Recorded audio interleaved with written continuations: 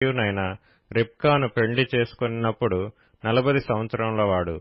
ఇస్సాకు భార్య గొడ్రాలు కనుక అతడు ఆమె విషయమై యెహోవాను వేడుకొనెను. యెహోవా అతని ప్రార్థన వినెను గనుక అతని భార్య అయిన రిబ్కా గర్భవతి అయ్యెను.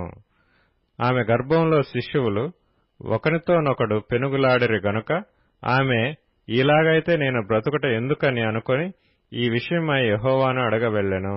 అప్పుడు యెహోవా ఆమెతో నిట్లనెను, 2 జనములు నీ గర్భంలో కలవు, 2 జనపదములు నీ కడుపులో నుండి ప్రత్యేకముగా వచ్చును. ఒక జనపదం కంటే ఒక జనపదము బలిష్టమై ఇండును, పెద్దవాడు చిన్నవానికి దాసుడగును అనెను. ఆమె ప్రసూతి కావలసిన దినములు నిండినప్పుడు ఆమె గర్భమందు కవలవారు ఉండిరి. మొదటివాడు ఎర్రనివాడిగా బయటికి వచ్చెను. అతని ఒళ్లంతయు రోమ వస్త్రము వలె నుండెను గనుక అతనికి ఏశావు అని పేరు పెట్టిరి.